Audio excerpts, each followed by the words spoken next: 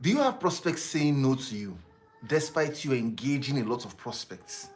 I'm going to show you in today's video exactly why prospects have been saying no, why they're not buying, and what to do to reverse the case. My name is Iyore. I've trained thousands of salespeople in many countries around the world, including Nigeria, Ghana, USA, Rwanda. I'm an author of several books and resources on sales, and I'm featured on lots of media platforms to talk about successful selling. Our organization was given a target to sell to 20 high net worth individuals. I was able to bring in 21 high net worth individuals to the organization in a single month. I also participated in a sales competition where I won, and I was sent for the World Cup for an all expense paid trip. I'm currently the CEO of Ultravantage, and our specialty is in Salesforce management. This means work with sales teams, work with CEOs, team leads to help them optimize their sales teams and help them get results faster and in record time. So let's go right into the content. 5 reasons why prospects are not buying. Now, before I mention the first reason, please remember that what is selling? Selling is proving that Mr. Prospects, what I'm giving to you, is far greater in value than what I'm telling you to pay.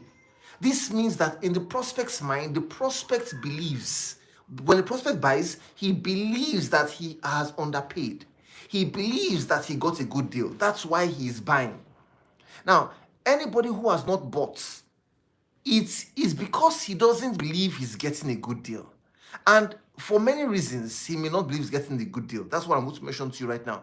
For many reasons. One of them is the reason why a lot of them always try to ask for discounts. Even when you do your pricing, before now, several years ago, when we do our pricing as a company, we were giving our clients the exact price. And I noticed that there were prospects who were ready to decide, who were ready to not do business at all. In fact, they needed the solution so badly, but they were ready to sacrifice and not go ahead than give us the exact price we asked for. Because in their minds, they felt, until I negotiate, I don't believe I've gotten a good deal. So you want to give room for negotiations as well. So let me go straight to the first point now. Why prospects are not buying? Number one, it's not their fault. They don't have the money. They don't have the money. You're speaking to the wrong person. If you're selling to someone who doesn't have the money, there is no way they can buy because the capacity is not there. So the way you resolve this, ladies and gentlemen, is by qualifying correctly, by profiling correctly. You must spend more time profiling than you do convincing. Don't find yourself putting so much effort trying to let the prospect see why your product is valuable, your service is valuable, but you don't yet understand the person you're selling to. He will not even have the financial capacity at all. Now, there are people who say things like, but he has money. How do you know he has money? Say he has a big office. How do you know he has money? He's driving the latest car. How do you know he has money from the way he was dressing? How do you know he has money from the way he looked? Those things are not enough to determine financial capacity. I have a full video on that, but I'll just give you 1 or 2 things about that. When you want to determine financial capacity, you want to look at least 3 areas of the prospect's life where you notice that there are signs that money is present. Because the word money is currency. We call it currency, right? Because currents flows. When you mention the word currency, think of currents. Like how currents of water or electricity, how they flow from house to house or flow from river to river. So this means that money flows. Anybody who has money, it won't show in only one area of their life. It will show in other areas. And you want to see signs of wealth in at least 3 areas. So don't just look at somebody in one area of their life and say, this person doesn't have money or this person has money. No, you may make the wrong decision. Check it across 3 lines. It could be in appearance. It could be in professional rank, kind of work they do. It could be in their current residence, where they currently live, or their current assets. It could be the kind of business or business expansion plans. It could be their lifestyle. It could also even be the staff strength, how many staff they have as a company. So many things you want to look at to determine if the person has financial capacity. So ask questions, listen attentively. And that's why when you engage prospects, see, you're going out for sales meetings today. Just so you know, if there's anybody who you know needs to watch this video, please share this link with them so they can join us live as we speak right now. You're going out for sales meetings today. I hope you are, because if you're not going out for sales meetings, you're not going to be able to meet your targets at the end of the month. The more meetings you have, the more sales you can close. You're going out for sales meetings today. Make sure that when you go out for your meetings, focus your conversation or begin your conversation with asking open-ended questions. Because open-ended questions open you up into the world of the prospects. Because you see, I can't sell to you if I don't get into your world. I need to get into your world. Have you seen the movie The Matrix? Talking about how people play and move in and out of people's minds. So you want to get into the world of the prospects. And when you get into the prospects world, you see everything. You see how everything is working. You see the person's buying patterns. You see who their friends are, their social circle, their needs, their desires, their aspirations. It's with that information that you can sell to them. You can't sell to the prospects in your world. You can only sell to the prospects in their world. So don't bring them into your own world. What is your own world? Product knowledge.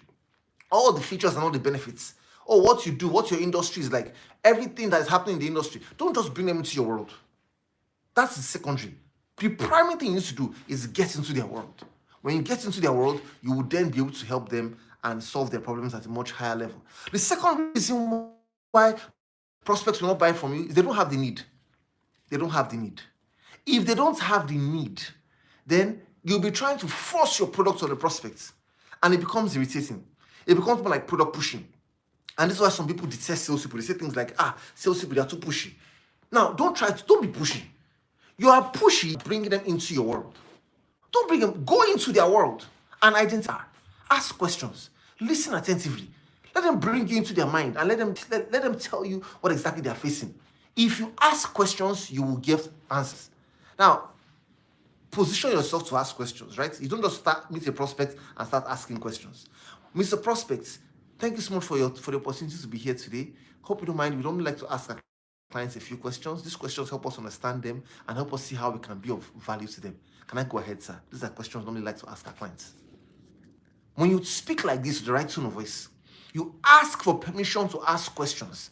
And you make it clear that these questions are not questions that you're just asking. They are questions that you've asked most of your clients. What happens? Automatically, they feel at rest. They feel calm and they want to hear what the questions are so they can answer the questions. So I believe a lot of times prospects like answering questions if you ask them the right way. So make sure that you find a need. If there is no need, you can't sell it. You don't sell it. Someone says, but Iyore, well, what if there's no need and I create a need? Fine. The point is, before value is communicated, a need must be present. Before you put a square peg into the hole, make sure the hole is a square hole. Before you put a round peg into the hole, make sure there's a round hole. Don't just force your way through and try to get the person to buy from you. Number three, they don't have the time. They don't have time. They're in a hurry. Now, the beautiful thing is that the best prospects are busy. The best prospects are busy. Prospects who say things like, I don't have time, I'm in a hurry. They are the best people to do business with. What's the solution to that? Just follow up. Follow up. And keep following up.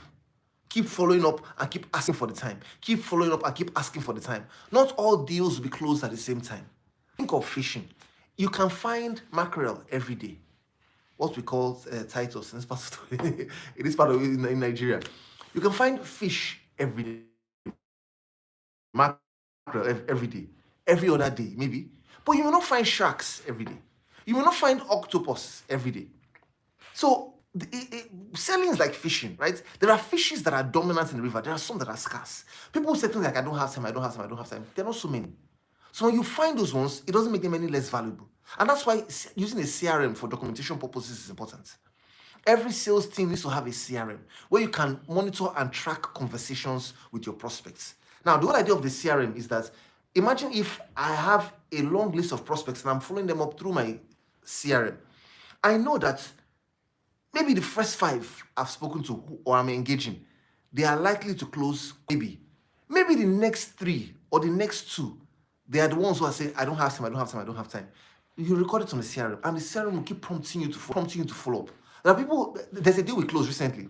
This particular transaction, we have been following up on these clients for the past, I think for about 5 years now. 5 years. But why could we follow up for 5 years? Because of the CRM.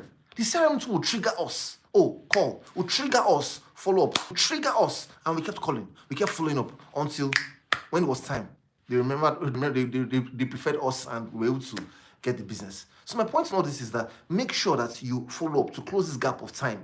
The next point, the 4th point, is urgency. Urgency. It's not urgent for them. Ladies and gentlemen, your competitors are not other people in your industry. If you're in real estate, your competitors are not other real estate companies. Don't make a mistake. Don't be looking at people who are selling the same thing like you and you're wondering, wow, my competitors, what they are doing. That's not your problem. Your competitors are anything, any products, any service that they could have spent that same amount of money on. So your property is 300 million. Question, can he spend 300 million on any other thing? Maybe on an investment, that's a competitor. Maybe on a party, that's a competitor. Maybe in getting a new wife, I'm just saying, that's a competitor. Maybe in relocating, that's a competitor. Maybe in furnishing his current apartment, that's a competitor. Maybe in getting a new car, that's your competitor. Anything he could have used that same amount of money for, anything is the competitor. So you want to make sure that you create urgency. And how do you create urgency? You let them know the number of units or products or services that you have left. So use time. Let them know that there will be a price increase in a particular number of time in a particular period of time coming soon. Let them know that these are the number of units you have left, and do it with all sincerity. Don't lie. Don't say things like we only have one left, and yet you know that you have about 50 left. Better you describe it based on certain characteristics. We only have one facing particular direction, or we only have one that is, add some other characteristic to show that it's really true scarcity. And finally, why prospects are not buying? They don't trust you.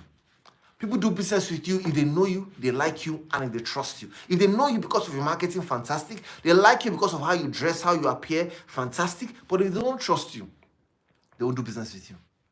And one of the reasons why they won't trust you is if perhaps you don't know your products, you don't understand your industry, they ask you questions you can't answer, or maybe you don't even dress right. You don't present yourself properly. You don't speak professionally. Or maybe while you're speaking, there's so much doubt in your speech. How do you show that there's doubts in your speech? You add a lot of filler words. Doubts. When you're having an argument and you're speaking with conviction, there won't be filler words. So when you're selling with conviction, like you know what you're doing, there won't be filler words.